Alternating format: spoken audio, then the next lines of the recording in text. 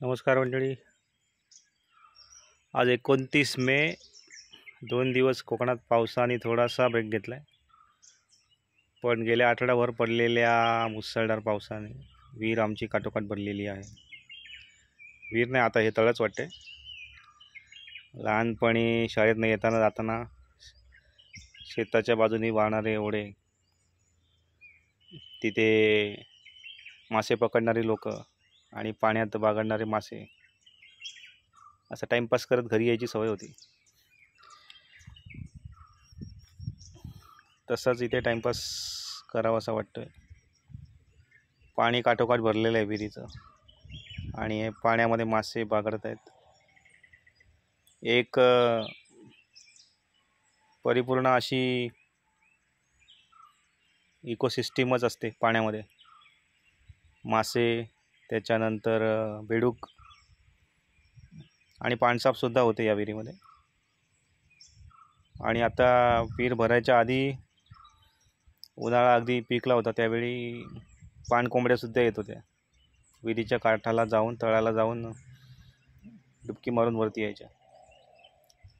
हे सगळं बघायला एकदम भारी वाटतं.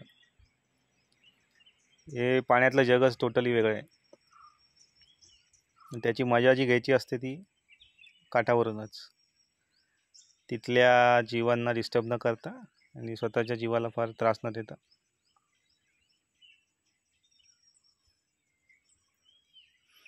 जुलैमध्ये जेव्हा भरपूर पाऊस लागतो, जेव्हा पाणी हे विहिरीचं ओव्हरफ्लो होतं, आत्ता पण ओव्हरफ्लो आहे पण थोडा फ्लो कमी आहे, तेव्हा ते चढणीचे मासे, हे मासे सगळे चढणीला लागतात. आणि ती पकडायलासुद्धा इथे एक लोकांची झुंबड उडते कोकणामध्ये, सगळीकडेच जे मत्स्यप्रेमी आहेत त्यांची. तो एक सोहळाच असतो वेगळा आणि काही दिवसच तो सीन अनुभवायला मिळतो, चढणीचे मासे पकडायचा. हे बघा, छोटे छोटे मासे कसे बागडत आहेत पाण्यामध्ये.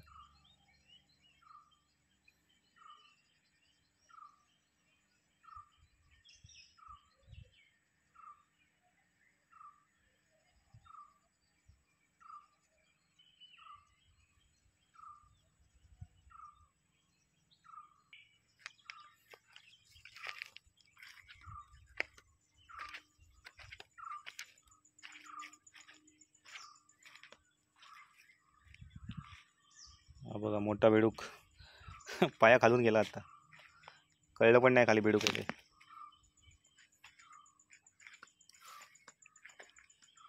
टुणूक टुणूक. आणि हा पाण्यामध्ये आहे छोटा बेडूक.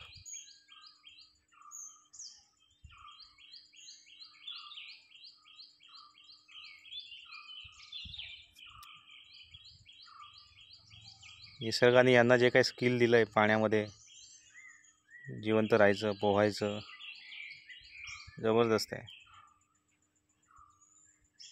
माणूस ह्याच्यापुढे 10% पण नाही. एकंदरीतच पक्षी निसर्गामध्ये बागडणारे, इकडून तिकडे एका सेकंदात पक्षी उडतो एखादा फोटो काढायला गेल्यावर. त्यांच्याकडे जे सर्वाईव्ह होण्याचं स्किल आहे, एवढ्या कठीण निसर्गाच्या प्रसंगामध्ये, एवढ्या वादळ वाऱ्यामध्ये, तेवढं माणसाकडे नाही आहे. मासे भारी वाटतं एकदम बघायला.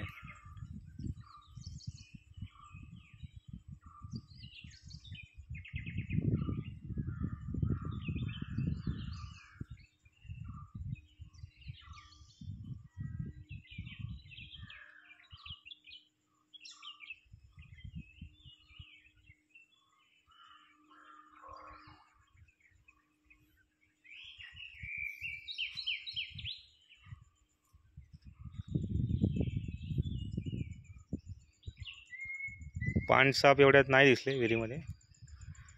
गेल्या वर्षी बघितले होते, विहीर खाली होती तेव्हा होते. आता जमिनीच्या लेवलला पाणी आलं की कदाचित ते पुढे बाहेर निघून पण जात असतील.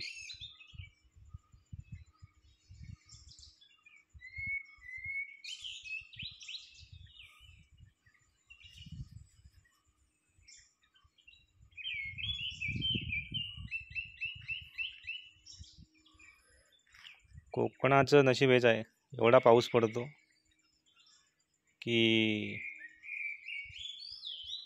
अख्ख्या मुंबईला 4 वर्ष पाणी पुरेल एवढा पाऊस एकट्या कोकणामध्ये पडतो. फक्त दुर्दैव एवढंच की ती पाणी कॅच करून ठेवायची सिस्टीम किंवा क्षमता इथल्या मातीमध्ये नाही आहे. एकंदरीत म्हटलं तर बरंच आहे, कारण पुराच्या दृष्टीने एक नद्यांचा भाग सोडला तर कोकणातला बराचसा भाग हा सेफ आहे, कारण पाणी लगेच वाहून जातं. पाऊस थांबल्यानंतर 5व्या मिनिटाला पाणी वाहून गेलेलं असतं. तसं मुंबईमध्ये किंवा शहरामध्ये नाही आहे. हे इकडे घनदाट जंगल आहे, एकंदरीत भाग हा उताराच आहे.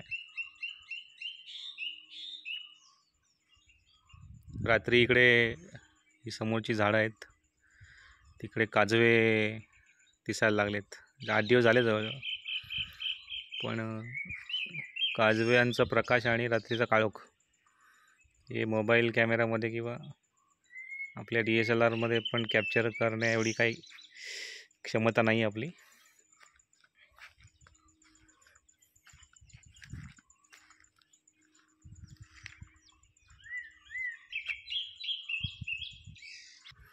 आज आकाश बऱ्यापैकी क्लिअर दिसतंय.